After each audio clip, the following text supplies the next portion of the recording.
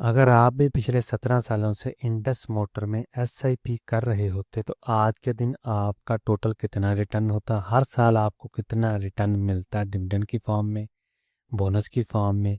आपका टोटल कितना टैक्स कटता, टोटल एनुअलाइज रिटर्न कितना होता, डॉलर में आपका कितना रिटर्न बनता, और बहुत कुछ होगा। इस वीडियो में शुरू करते हैं।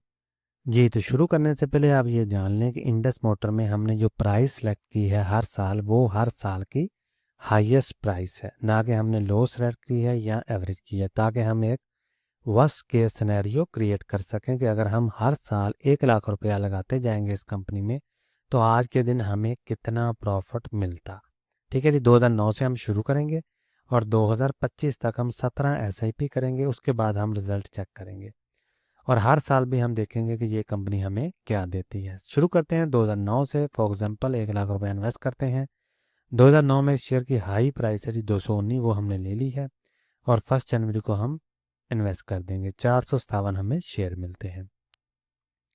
2009 में ये कंपनी 10 रुपये का डिविडेंड देती है पर शेयर के हिसाब से, जिसकी वैल्यू बनती है 4570। इसी तरह 2010 में दोबारा हम 1 लाख रुपया लगाएंगे। 287 हाईएस्ट प्राइस है और शेयर हमें मिलते हैं 348। 2010 में ये कंपनी दोबारा एक डिविडेंड देती है 5 रुपये पर शेयर के हिसाब से, जिसकी वैल्यू बनती है 4000 रुपया तकरीबन। इसी तरह 2011 में दोबारा हम 1 लाख रुपया लगाएंगे। 309 हाई प्राइस होती है, 323 हमें शेयर मिलते हैं और 2011 में ये कंपनी 2 डिविडेंड देती है। पहला देती है 5 रुपये पर शेयर के हिसाब से, दूसरा देती है 10 रुपये पर शेयर के हिसाब से, जिसकी वैल्यू बनती है 5600 और 11000 रुपया तकरीबन। इसी तरह 2012 में दोबारा हम 1 लाख रुपया इन्वेस्ट करेंगे। 308 हाई प्राइस है, 324 हमें शेयर मिलते हैं और 2012 में ये कंपनी हमें 2 डिविडेंड देती है, 8 रुपये का और 24 रुपये का, जिसकी वैल्यू बनती है 11600 और 34600। तो आपने देखा कि 2009 से लेकर 12 तक हमें कितना डिविडेंड दिया इस कंपनी ने और कितने हमारे शेयर बने। 2013 में दोबारा हम 1 लाख रुपया लगाएंगे। 364 हाईएस्ट प्राइस है, शेयर हमें मिलते हैं 274। टोटल शेयर हमारे पास हो जाते हैं 1726। 2013 में ये कंपनी हमें 3 डिविडेंड देती है, 6 रुपये, 4 रुपये और 15 रुपये पर शेयर के हिसाब से, जिसकी वैल्यू बनती है 10,000, 6,000 और तकरीबन 25,000।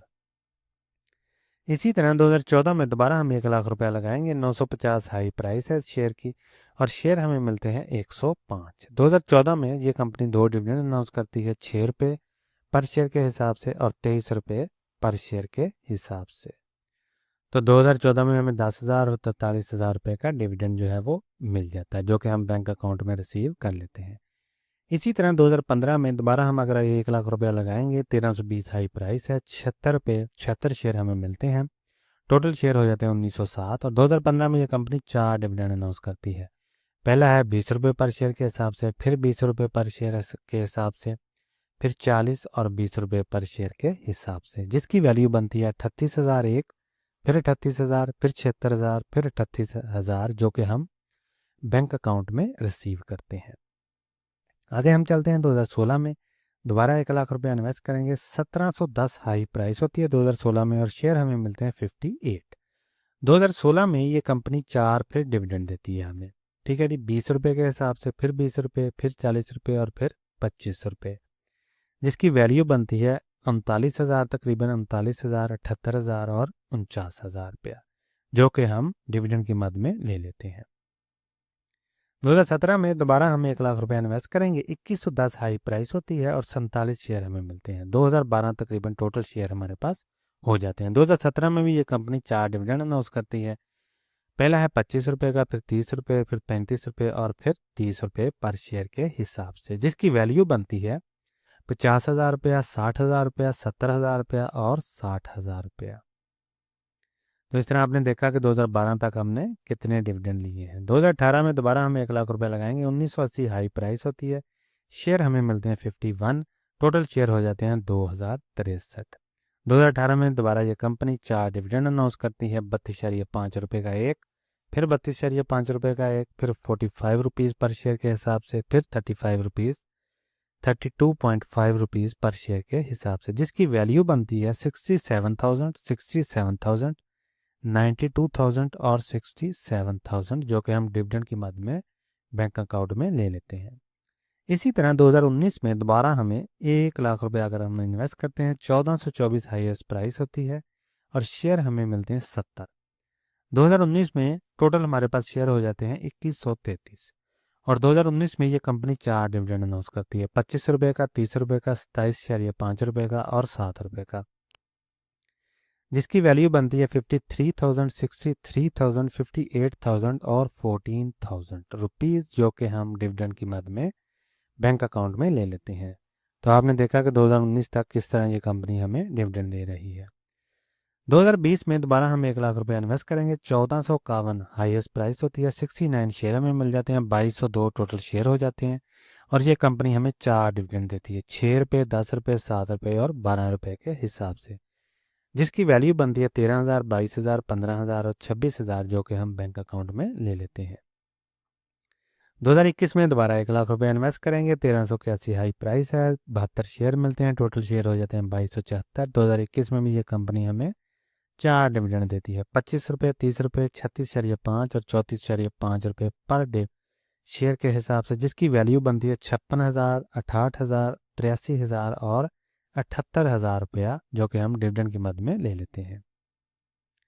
इसी तरह 2022 में दोबारा अगर हम 1 लाख रुपए इन्वेस्ट करेंगे, 1535 हाई प्राइस हमने सेलेक्ट की, शेयर हमें मिलते हैं 65 और 4 डिविडेंड अनाउंस करती है। 2022 में भी ये कंपनी 30 रुपये, 26 रुपये, 3.25 और 8.2 रुपये पर शेयर के हिसाब से, जिसकी वैल्यू बनती है 70,000, 60,000, 7,000 और 19,000 रुपया, जो कि हम डिविडेंड की मद में अकाउंट में रिसीव कर लेते हैं।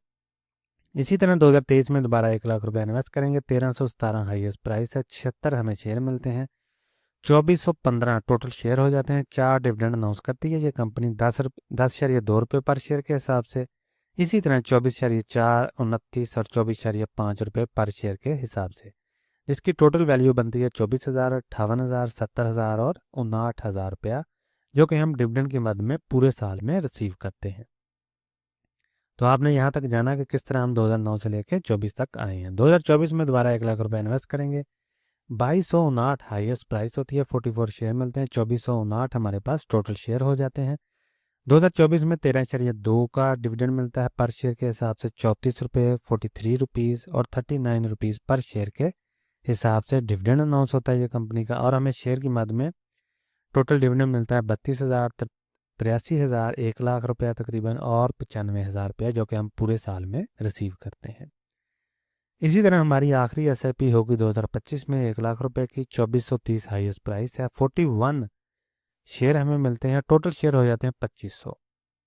2025 में भी ये कंपनी 4 डिविडेंड देती है, 37 रुपये पर शेयर के हिसाब से, फिर 50 रुपये, फिर 50 रुपये और फिर 51 रुपीज़ पर शेयर के हिसाब से, जिसकी वैल्यू बनती है 92,000, 1,25,000, 1,25,000 और 1,27,000।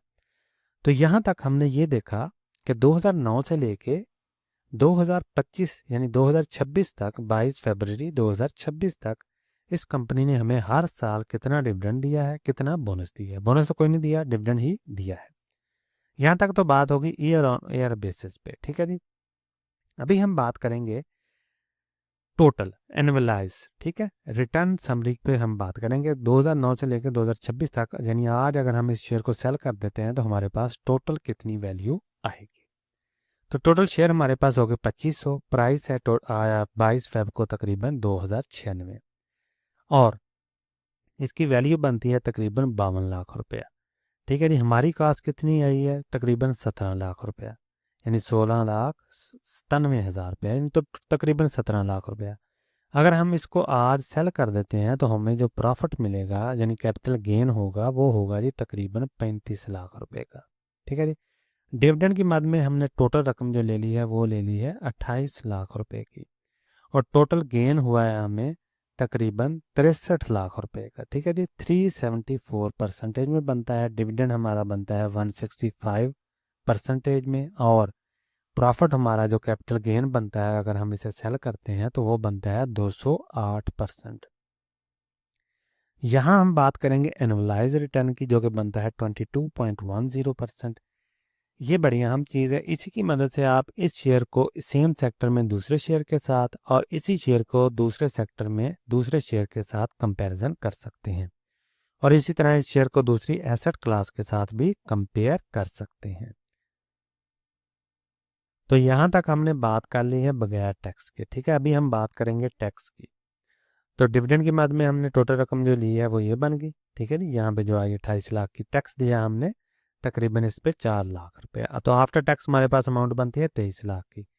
कैपिटल गेन की मद में हमने लिया है जी 35 लाख रुपए। अगर हम इसे सेल करते हैं 5 लाख टैक्स हो गया इस पे और हमारे पास रकम बनती है आफ्टर टैक्स 30 लाख रुपया।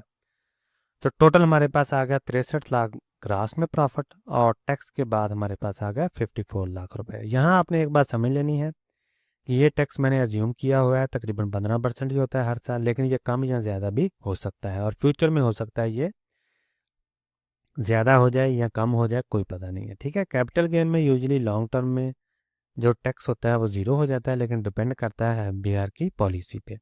यहाँ मैंने सीडीसी की फ़ीस, एनसीसीपीएल की फ़ीस और ब्रोकर का कमीशन ऐड नहीं करता, वो भी थोड़ी बहुत रकम बनती है। ठीक है जी, तो यहाँ तक बात होगी हमारी पाकिस्तानी रुपीज़ में। अभी हम बात करेंगे डॉलर में। तो हमारी जो कॉस्ट है ये 17 लाख की है, ये तो डॉलर कॉस्ट में हमारे पास आ गए $13,175। ये मैंने कैसे कैलकुलेट किया, मैंने हर साल, क्योंकि हमने एसआईपी की है तो हर साल के जितनी डॉलर की कॉस्ट आई है वो हमने यहाँ पे कैलकुलेट कर ली है और उसको टोटल में हमने यहाँ पे लिख दिया है।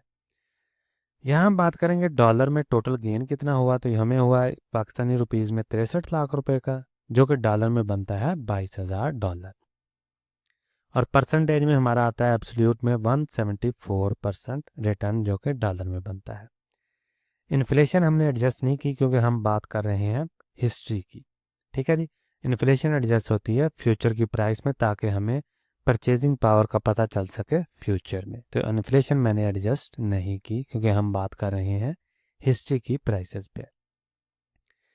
तो यहाँ तक हमने बात की 2009 से लेके 2026 तक कि हमने किस तरह हर साल एसआईपी की और हर साल हमें कितना डिविडेंड मिला, कितना हमारा टोटल रिटर्न हुआ, कितना हमारा एनुअलाइज रिटर्न हुआ, कितना हमने टैक्स दिया, कितना डॉलर में रिटर्न बनता है और इन्फ्लेशन को हमने एडजस्ट नहीं किया। यहाँ आपने एक बात ज़रूर जहन में रखनी है कि ये प्राइस मैंने ली है उस साल की सबसे वर्स्ट प्राइस, यानी सबसे हाईएस्ट प्राइस।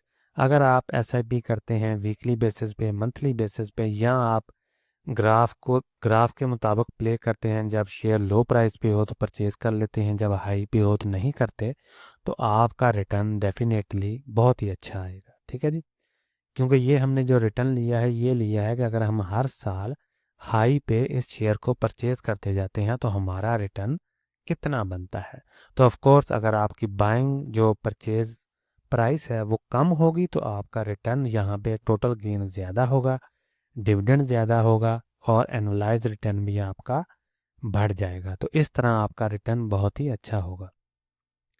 इसी को मद्देनज़र रखते हुए आप फ्यूचर में भी इसको रेप्लिकेट कर सकते हैं कि अगर सेम रिटर्न ये कंपनी के फंडामेंटल चेंज ना हो और यही रिटर्न कंपनी अगले 17 सालों में दे तो आपका इतना ही रिटर्न आना है तकरीबन, अगर सेम सिनेरियो ही रहे।